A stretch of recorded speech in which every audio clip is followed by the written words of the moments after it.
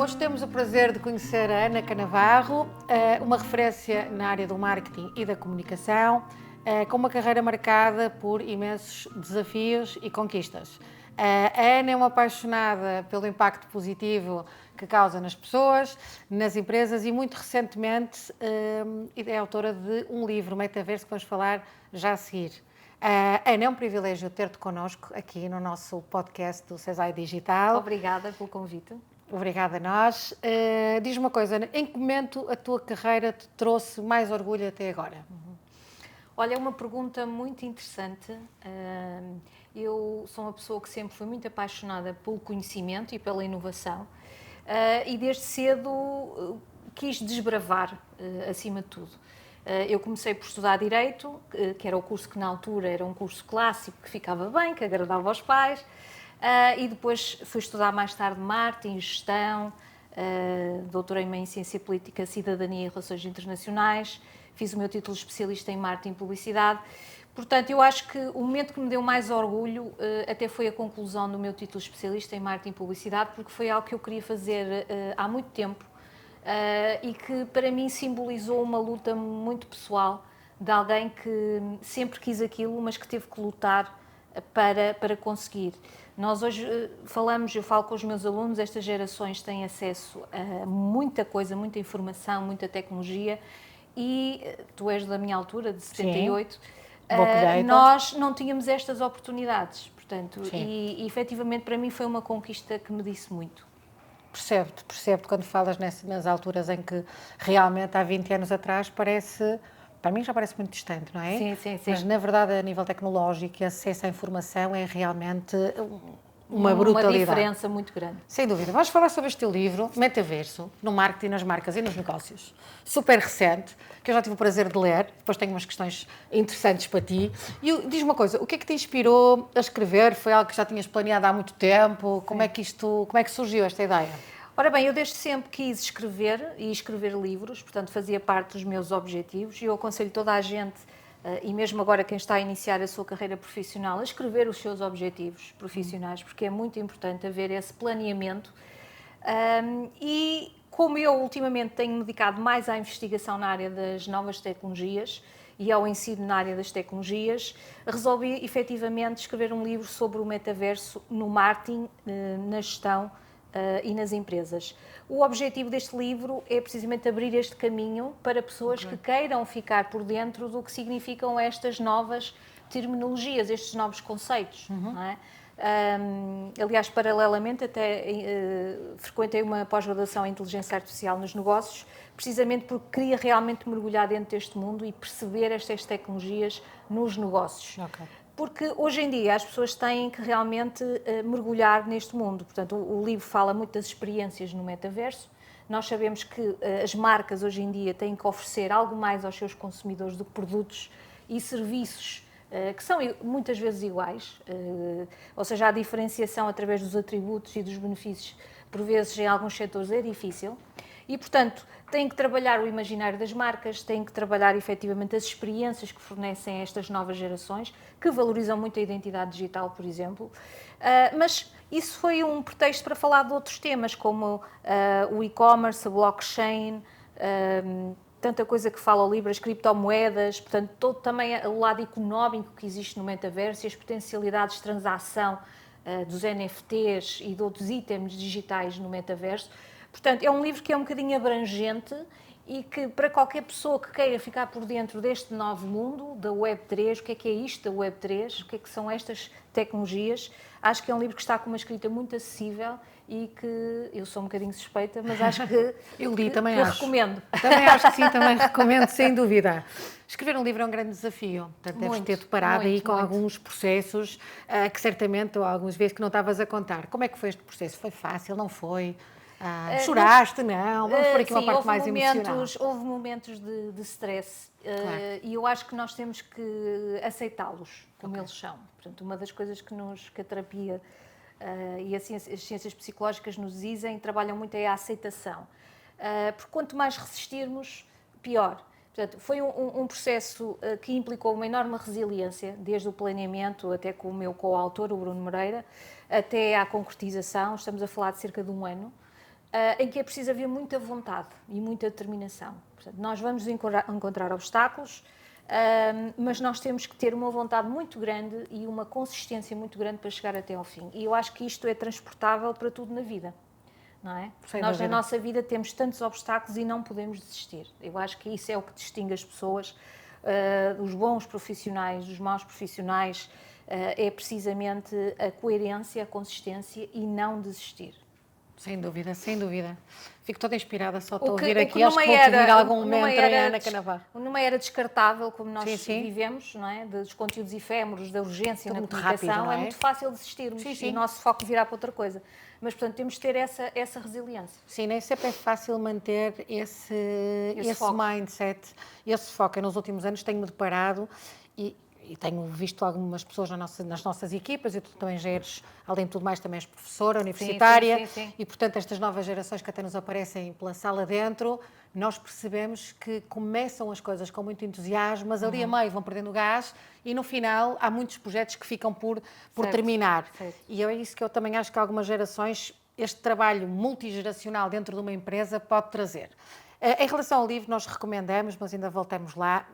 Quando falamos em trajetória e vida, percurso pessoal e profissional, algum momento decisivo que marcou aqui a tua carreira, assim, alguma coisa mais é isto? Não, eu lembro-me perfeitamente, quando comecei aos 25 anos, estive ligada à promoção de uma rede de centros comerciais, muito conhecida, centros comerciais de Dolce Vita, e foi todo um mundo novo para mim. Portanto, entrei numa multinacional, que era o Grupo Amorim. Tive alguma dificuldade de adaptação no início, isto também é uma lição para os jovens. Há sempre ali, por vezes, uma dificuldade entre quem vem do mundo puramente académico e depois entrar no mundo profissional, em que temos que encontrar o nosso espaço e a nossa voz, mas, acima de tudo, também temos que respeitar a organização da empresa e a hierarquia da empresa. E eu, por vezes, tinha alguma dificuldade, porque sempre fui uma pessoa com muita iniciativa e queria fazer coisas, mas nem sempre se adequavam ao tempo da empresa e, portanto, também temos que saber esperar, não é? E hoje em dia, com a maturidade traz-nos isto, sim, que é, nós já sabemos, conseguimos distinguir quando é que é preciso esperar e quando é a altura de agir. Ainda faz um esforço, porque eu ainda faço. Ainda faço um esforço, e principalmente porque quem se interessa por tantas áreas de conhecimento, é difícil ficar parado. Mas eu gostava de ressaltar aqui, até em Portugal, há líderes agora que aparecem, que já apoiam o chamado entrepreneurship, portanto, o empreendedorismo dentro da própria organização, que eu acho que é fundamental. E eu acho que esse mindset é fundamental em Portugal e nas empresas portuguesas. Portanto, tem que haver aqui uma mudança de mindset nesse nível. Apoiar mais essas ideias que surgem no contexto empresarial e acarinhar as ideias e não boicotá-las à partida. Eu acho que com os tempos somos capazes, e quando estas gerações mais recentes acabam por vir, acabam também por... As empresas e as corporações têm que se adaptar. Sim. Eu senti isto nos últimos anos e principalmente no tempo de pandemia. Sim. Ou seja, temos que... Mas agora vai ser obrigatório, porque as novas gerações começam a tomar, os boomers, entretanto, acabam por sair do mercado de trabalho. Sim. Isto vai ser quase que inevitável. Mas só para terminar, portanto, o momento mais marcante que eu olho assim para trás foi esse, e depois todas as conquistas que tive nesse percurso de cerca de 13 anos, em que tive a oportunidade de liderar uma equipa, tive a oportunidade de adquirir conhecimentos, competências e também de alcançar metas que eu pensava que não eram possíveis e que consegui. E claro que isso depois traz sempre um sentimento de gratificação muito grande, sim, porque resulta do teu esforço, não é? E tu sentes realmente que tens valor e que consegues. E, portanto, o trabalho é muito importante também a esse nível, não é? Sim, sem dúvida. De trazer essa gratificação, essa autoestima. Agora, claro, o trabalho, e eu agora já deixo aqui um cheirinho, se calhar, para um próximo projeto, porque já ando a pensar no próximo projeto. Claro. Nada de novo, portanto. Mas os formatos também do trabalho estão a mudar, e é como tu dizes, as organizações também têm que se adaptar, e há casos já bem-sucedidos. Portanto, temos é que ter uma mente aberta, sou muito apologista de um mindset aberto e não fixo, para conseguir realmente chegar a bom porto. Sim, e as corporações têm mesmo que introduzir isso logo desde o início, não é? No onboarding, sim, e desde lá de cima até cá em baixo. Eu já percebi que dúvidas não deves ter tido muitas neste percurso, ou sim? Não, há muitas dúvidas, há sempre muitas dúvidas. faz parte do ser humano e da natureza humana ter dúvidas, não é? E muitas vezes eu não era esta pessoa tão segura como sou hoje, não é? E, portanto, eu passei muito para chegar até aqui, inclusive também tive um burnout e não tenho medo de falar sobre isso, porque é possível sair melhor de um burnout, ok? É possível renascer e sair melhor. E eu acho que sou uma pessoa melhor hoje em dia que não seria se não tivesse tido aquele momento difícil pelo qual passei. Portanto, nem sempre as dificuldades têm que ser encaradas como algo muito mau e que nunca vai ser ultrapassado. Isso é um erro. Nós aprendemos com os erros e com as dificuldades. E eu tive muitas dúvidas ao longo do processo. Será que eu estou no caminho certo? Será que é isto que eu quero?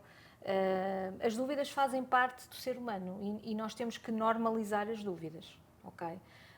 E depois, claro, há pessoas que depois nos podem ajudar, não é? Fala-se muito agora do mentoring, do coaching, com profissionais até mais experientes e estávamos a falar há bocado as duas sobre a importância também dos profissionais mais velhos e experientes. Sim. Aliás, diz que a experiência média de vida agora vai chegar aos 100 anos, em breve. E, portanto, nós temos que redimensionar aqui as nossas percepções sobre o que é velho e o que é novo. Sem e que dúvida. O velho tem que ser descartado. Sim. Não concordo. Eu acho que as equipas multigeracionais são, de facto, uma mais-valia e tem que se apostar nisso. Porque são pessoas que já passaram pelas coisas, já erraram, já aprenderam e têm muito a acrescentar à vida das empresas. Concordo em pleno. Falaste de burnout e revejo-me no teu discurso. Eu acho que qualquer pessoa hoje em dia que tenta acompanhar este comboio alucinante e quem está nestas áreas, nós na formação, tu no marketing, acabamos por em algum momento da vida, a vida derrei-nos um bocadinho, portanto levamos aqui um bocadinho uma coça, se me permitem a expressão. Sim. Como é que percebeste que estavas no burnout? Não vamos tocar muito nisso, mas há pessoas que nos podem estar a ver, a ouvir, que se podem sentir inspirados e ver-te hoje impecável e com o livro editado e toda cheia de vida, a dar aulas na faculdade e sempre a correr, porque Ana para cá estar sempre a correr. Dá-nos uma luz, como é que chegaste a esse ponto e como é que, só em linhas muito, para não nos escamotear muita questão, como é que saíste dele? Como é que saíste mais forte? Saí com uma vontade muito grande de sair, porque tem que haver uma vontade muito grande da pessoa, ninguém pode fazer isso por nós. Não é? Nós temos que ter uma vontade muito grande de viver e de querer sair do buraco. Mas efetivamente estive lá, é um sítio para o qual eu não quero voltar, mas também tinha essa vontade, procurei informação, procurei ajuda e eu acho que é muito importante pedir ajuda. Não há que ter vergonha em pedir ajuda. E não ontem estava numa reunião e achei muita piada porque entramos na reunião, uma reunião por online, e um dos senhores diz assim: vocês desculpem, mas eu hoje dormi muito mal, não dormi nada. E nem sei muito bem, tenho que confessar-vos que estou ansioso por voltar para a cama para descansar. E eu achei aquilo tão humano. Que maravilha. E eu disse-lhe: olha, gosto muito disso, porque nós todos somos humanos, eu já estive desse lado, e parabéns por ter tido a coragem de dizer isso aqui. E, portanto, eu acho que esta humanidade não tira profissionalismo, eu acho que acrescenta, principalmente nesta era da inteligência artificial. Eu acho que esta mediação humana é fundamental. Okay? Porque a tecnologia tem que saber ser aplicada, tem que haver uma supervisão humana, uma moderação humana, até por causa da chamada ética, dos impactos da tecnologia, da utilização ética. Portanto, tem que haver aqui muita supervisão humana. Sim, as pessoas estão com muito medo da inteligência artificial. Eu, na minha perspectiva, acho que nos pode ajudar. Tal como há 30 anos atrás, as pessoas as datilógrafas tinham medo quando apareceu o e-mail, que iam ser todas substituídas, e entretanto adaptaram-se ao meio e a coisa correu bem. E eu acho que vai acontecer o mesmo com a inteligência artificial, para quem souber abraçá-la. E eu acho que temos mesmo que abraçá-la em alguns domínios da nossa vida profissional. Sim.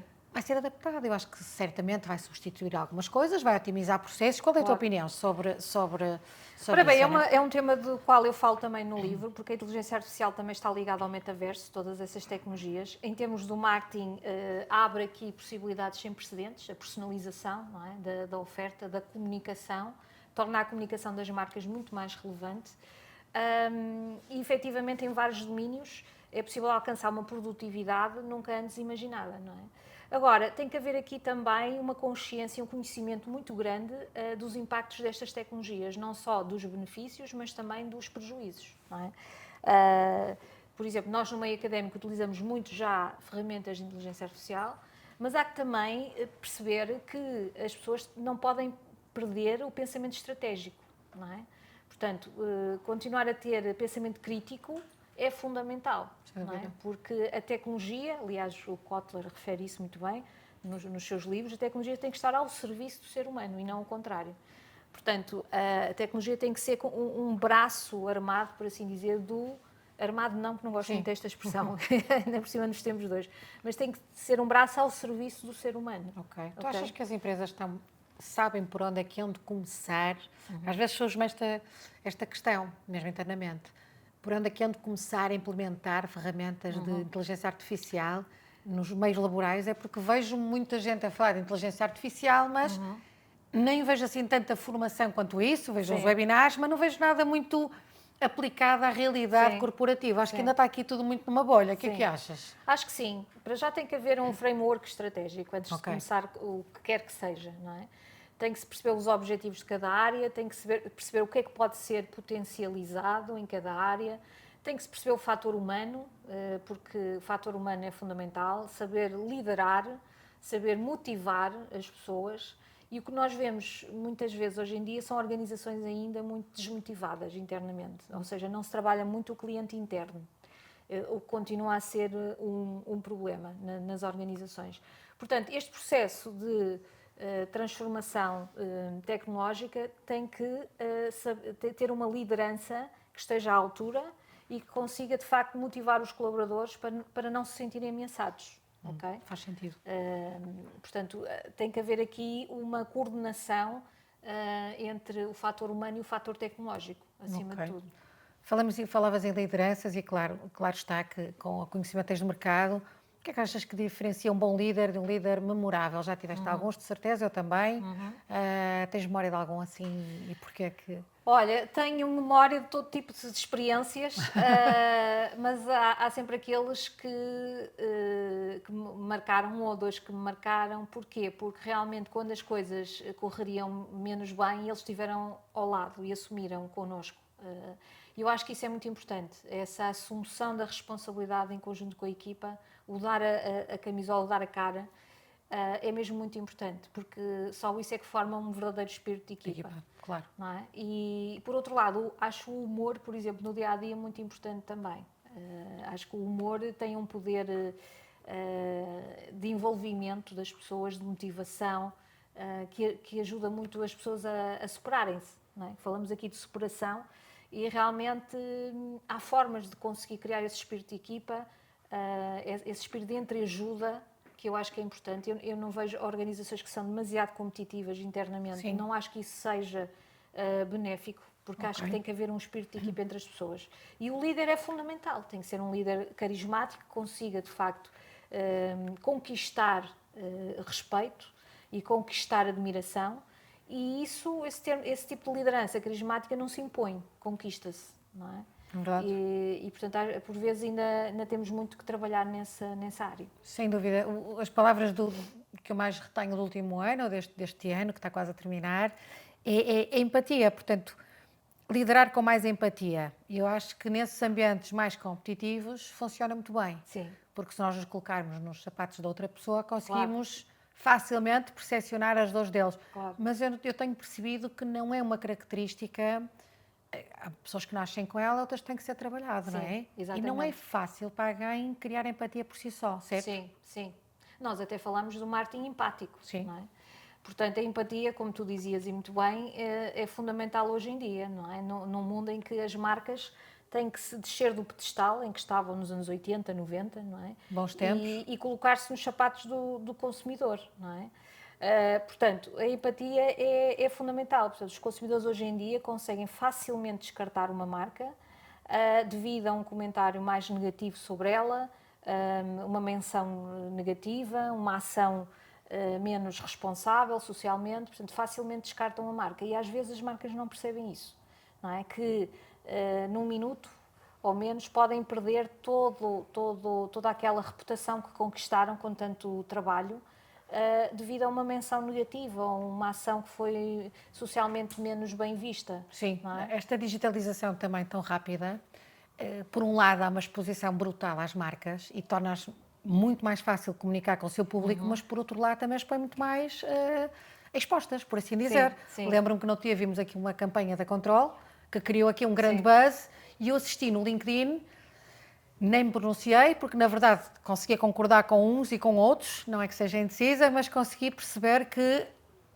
todos tinham acabado por ter um bocadinho de razão. Quem se sente ofendido era porque estava a defender, mas os outros não quer dizer que estivessem a atacar. Por isso eu concordo com o que dizes. Expomos as marcas de uma forma, até porque falavas da década de 80 e 90, em que trabalhávamos o marketing de uma forma muito distinta, ainda não trabalhava quase, já quase trabalhava no marketing nessa altura, e era muito diferente aqueles tempos, não eram? Tenho algumas saudades e falo com alguma nostalgia, porque hoje em dia é tudo bastante rápido, tão rápido que é difícil apanhar o flow e as trends e as trends e as trends do mercado. Não tive também um artigo muito interessante, que este marketing de influência e está um bocadinho a ficar diminuto. O que é que te parece isso? Sim, porque as pessoas querem autenticidade, não é? As pessoas estão cansadas de um mundo fake, não é? E depois também pegando naquilo que estavas a dizer, há muita polarização do discurso. E isso é um problema. Eu, como tenho também uma veia jurídica, que vem ao de cima muitas vezes, estas coisas metem bastante confusão, porque esse discurso de ódio em nada é bom para a sociedade, no fundo, não é? Concordo. E nós falamos, por exemplo, uma das áreas também de intervenção que eu acho muito necessária é a questão da literacia mediática. As pessoas têm que saber como distinguir entre fontes credíveis e notícias credíveis e fontes falsas, não é? Porque a viralização que notícias falsas conseguem, e os chamados deepfakes e etc., é muito prejudicial para a sociedade e é responsável por muitas das coisas que por vezes assistimos, não é? Sim, mas é difícil controlar quando temos até empresas que o trabalho deles diário é estar uma pessoa ligada a 500 ou 600 computadores ou telemóveis a debitar 500 notícias fake por segundo. Portanto, exatamente. Temos aqui um problema quase que de desinformação, não é? Temos um problema, sim, mas tem que haver aqui a responsabilidade. Eu acho que há pouca formação nestas áreas e tem que haver mais formação, porque realmente se estamos a falar de tecnologias, as pessoas têm que saber com o que é que estão a lidar e quais os efeitos destas tecnologias, não é? Aliás, as áreas da psicologia, da sociologia, estudam muito, por exemplo, o efeito das redes sociais nos jovens, o impacto na depressão. E, portanto, tudo isto tem que ser monitorizado e acompanhado, não é? Não há propriamente uma resposta preta ou branca, como as pessoas querem, não é? Porque entre o preto e o branco há uma série de nuances. Sem dúvida. Portanto, tem que haver realmente muita formação, essa parte da literacia mediática, a parte dos direitos fundamentais também. Aliás, a nova lei da inteligência artificial, agora emitida pela União Europeia, vem precisamente salvaguardar e controlar aqui a regulação de várias plataformas de inteligência artificial de acordo com o risco que as mesmas apresentam. Imagina, recolha de dados biométricos, elevado risco. Portanto, vem estabelecer, por exemplo, que as organizações tenham um código de ética, não é? E eu acho isto fundamental, porque as pessoas têm que saber realmente para que é que os seus dados são utilizados, não é? Qual é a finalidade.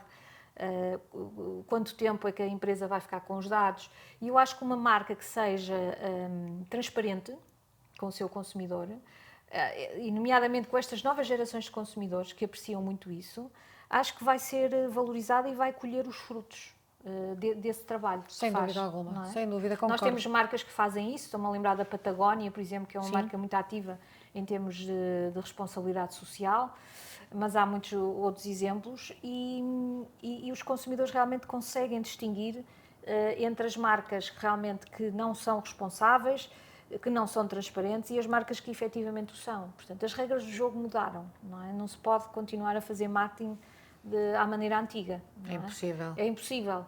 Portanto, tem que se perceber estas gerações, tem que se perceber esta necessidade de transparência e de empatia e tem que se perceber os consumidores, porque as marcas só existem devido aos consumidores. E este novo consumidor, como é que descreves esta tal geração Z, que tanto falamos, que toda a gente diz, no meu tempo é que era, quando eu ouço esta expressão, fujo 7 pés dela, porque acho que nos coloca numa idade pouco apetecível.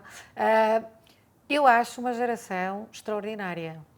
Acho que tenho acesso a tanta informação que a própria também ficaria muito baralhada sobre o que é. Tenho falado com os meus alunos e pergunto-lhes muitas vezes e eles dizem eu não tenho... Muitos nem têm Instagram, nem têm Facebook, nem têm absolutamente nada, só tenho Spotify, pouco mais. O que é que traz esta geração? Porque às vezes temos a ideia que são uns miúdos que andam para aí meio perdidos, não me parece. Parecem miúdos cheios de... Eu acho que, como em todas as gerações, há aspectos positivos e negativos. Okay?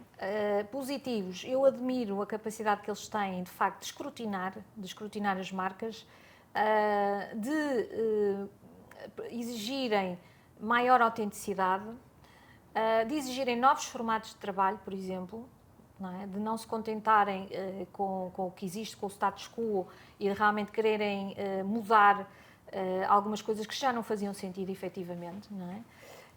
Por outro lado, acho que falta aqui alguma resiliência, se me permites. E eu não quero dizer isto num tom superior. Generalizar, claro. Exatamente, nem quero generalizar, porque nem toda a gente é assim. Mas se calhar seria uma geração perfeita se houvesse um bocadinho mais de resiliência. Concordo. E de compromisso. Sim. Porque tem muitos aspectos positivos, mas mesmo esta questão de valorizarem a sustentabilidade das marcas, e o investimento que as marcas fazem em sustentabilidade, isso é muito necessário, porque nós sabemos que há muita irresponsabilidade naquilo que se fazia muito até agora, não é? Não havia preocupação com metas de sustentabilidade, isso é um egocentrismo enorme, não é? Não pensar no mundo para as gerações futuras. E estas gerações estão conscientes disso, estão conscientes que o mundo mudou e que para terem o mundo da amanhã e os recursos amanhã terão que exigir isso das marcas hoje em dia. Mas, permite-me, as empresas estão com alguma resistência em mantê-los nas próprias empresas. Eles não querem e dão um salto, em regra geral, ou as empresas não estão a conseguir captar a atenção deles, porque parece-me um bocadinho dos dois. Ou seja, é uma geração que me parece, não quero generalizar, porque acho que ideias assim demasiado polarizadas também é um bocadinho mal, mas muitos não estão para aturar determinado número de coisa, não é? E que nós tolerávamos, e o chefe é o chefe, e hoje em dia até já nem se pode dizer chefe, não é? Já tem que ser o líder ou o nosso CEO de uma forma mais agradável. Mas, por outro lado, também tentam e puxam, como dizes, por novas condições de trabalho, porque ligam muito mais as experiências à vida familiar, não é? E eu acho que isso é saudável, um bom equilíbrio trabalho, vida familiar é saudável, não é? Faz parte do ser humano. Portanto, e às vezes o número de horas que tu trabalhas não tem a ver necessariamente com maior produtividade. Sem dúvida, vimos isso na pandemia. Exatamente. Muito Portanto, simples. E temos aqui muito mais soluções eficientes e eficazes. Eles apresentam alguns desafios no mercado corporativo. Temos alguns formandos com essa faixa etária e apercebemos realmente, eu percebo duas questões, que é o relax com que eles entram na sala de formação ou que andam por aqui pelo CESAI. Por outro lado, parece que não tem assim grande preocupação. Não quer dizer que não tenham, quer dizer que não se sente. Eu acho que futuramente as organizações vão ter que se adaptar. Sim. Porque em breve vamos ter no mínimo 3, 4, quiçá, gerações dentro da mesma empresa. Claro. Mas eu acho que essa questão que estavas a falar também do propósito é muito importante. Portanto, haver um propósito da empresa muito bem definido e que consiga ser uma proposta que consiga realmente envolver as pessoas. Não é? Porque mesmo nós, quando tivemos as nossas experiências mais organizacionais, por assim dizer, já sentíamos muitas vezes essa falta de propósito, não é? No dia-a-dia. E eu acho que é um desafio, mas acho também que pode ser uma coisa positiva para as empresas, como uma oportunidade de renovação. Sem dúvida, concordo plenamente. Nós já passamos por essas fases. Agora resta-nos vida académica e um pouco mais. Ana, é um privilégio ouvir-te, como sempre. Algo mais que gostarias aqui de partilhar, que não tivéssemos falado, porque isto agora começávamos e ficámos aqui uma tarde inteira na Cavaqueira Amena, as duas, para além de nos conhecermos a nível profissional, também fomos criando uma relação com o tempo, que também é isto que o networking nos dá. E o mercado de trabalho, acabamos por depois trazer para a nossa vida pessoal pessoas que agregam valor e que são bem dispostas e que, portanto, conseguimos depois colocá-las num ambiente mais familiar. O que gostarias de partilhar mais connosco? Não, olha, só para terminar, gostava de dizer, por um lado, que acho uma pena que em Portugal não haja maior colaboração entre empresas e academia. E ainda hoje estive a arguir uma tese que falava precisamente de algumas conclusões sobre o comportamento da geração Z relativamente a produtos de cosmética sustentável, em que se chegou a uma série de conclusões muito interessantes, nomeadamente quanto à comunicação destes produtos, que muitas vezes peca por não divulgar a eficácia dos mesmos comparativamente aos cosméticos tradicionais.